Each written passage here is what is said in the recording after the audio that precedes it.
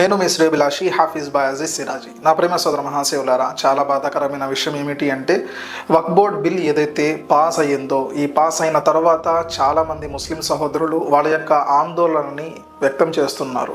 ఈ ఆందోళన వ్యక్తం చేస్తూ కూడా చాలా ప్రదేశాల్లో ర్యాలీ కూడా చేస్తున్నారు. చాలామంది వాళ్ళ యొక్క బాధని, వాళ్ళ యొక్క ఇబ్బందిని అధికారంలో ఉన్న గవర్నమెంట్కి తెలియజేస్తున్నారు. అంత ప్రయత్నం చేసినా కూడా ముస్లింలకి వ్యతిరేకంగానే ఈ యొక్క బిల్ అనేది తేవడం జరిగింది.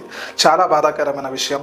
బిల్ అయితే పాస్ అయిపోయింది. ఇప్పుడు మనం చేయవలసిన పని ఏమిటి అంటే, ఈ యొక్క జిల్లాలలో, మీ యొక్క ఊరుల్లో ఎక్కడైతే వక్ఫ్ బోర్డ్కి సంబంధించి వ్యతిరేకత వ్యక్తం చేస్తూ ఎక్కడైతే మీటింగులు జరుగుతున్నాయో, ఎక్కడైతే ర్యాలీలు జరుగుతున్నాయో, ప్రతి ఒక్కరు కూడా దాంట్లో పాల్గొనడానికి ప్రయత్నం చేయండి. నా ప్రియమైన సోదర మహాశివులారా, ఇప్పుడు మీకు వక్ఫ్ బోర్డ్ బిల్ పాస్ అవ్వడం వలన ఒక చీమ కొట్టినట్టయితే ఉండకపోవచ్చు, కానీ ఈ యొక్క దెబ్బ మీ యొక్క భవిష్యత్తు తరాలకి ఉంటుంది. అంటే మీ యొక్క పిల్లలకి, మీ యొక్క మనవళ్ళకి, మీ యొక్క మనవరాళ్ళకి, వాళ్ళ యొక్క భవిష్యత్తులో వాళ్ళు చాలా ఇబ్బందులకి గురవుతారు. ఎందుకు అంటే బిల్ అయితే ఇప్పుడే పాస్ అయింది కాబట్టి ఇప్పుడు మనకి ఏమీ తెలియదు.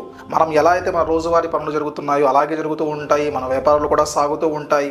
ఈ యొక్క ఎఫెక్ట్, ఈ యొక్క ఇబ్బంది ఎప్పుడు కలుగుతుంది అంటే కొంతకాలం గడిచిన తర్వాత. ఎందుకు అంటే ఏ బిల్ అయితే పాస్ అయిందో ఇది చాలా తెలివిగా పాస్ చేయడం జరిగింది. ముస్లింలకి ఈ యొక్క దేశం నుండి ఎటువంటి సంబంధం లేదు అనే పరిస్థితి కూడా ఈ యొక్క బిల్ అనేది తేవడం జరుగుతుంది. సిఏఏ, ఎన్ఆర్సీ బిల్లులు ఏదైతే తెచ్చారో ఆ సమయంలో ముస్లింల యొక్క వినాదాలు ఏమిటి అని చెప్పి వీళ్ళు బాగా అర్థం చేసుకున్నారు. అర్థం చేసుకొని ఇప్పుడు వక్ఫ్ బోర్డ్ పైన కన్ను వేయడం జరిగింది. ఇది చాలా ప్రీప్లాన్డ్గా చేస్తున్నారు. అందువలన మనం ఇప్పటి నుండే జాగ్రత్త పడాలి. కనీసం మన యొక్క ప్రయత్నం మనం చేస్తూ ఉండాలి. అప్పుడే మనం, మన యొక్క భవిష్యత్తు తరాలు ఇవన్నీ కూడా బాగుపడతాయి.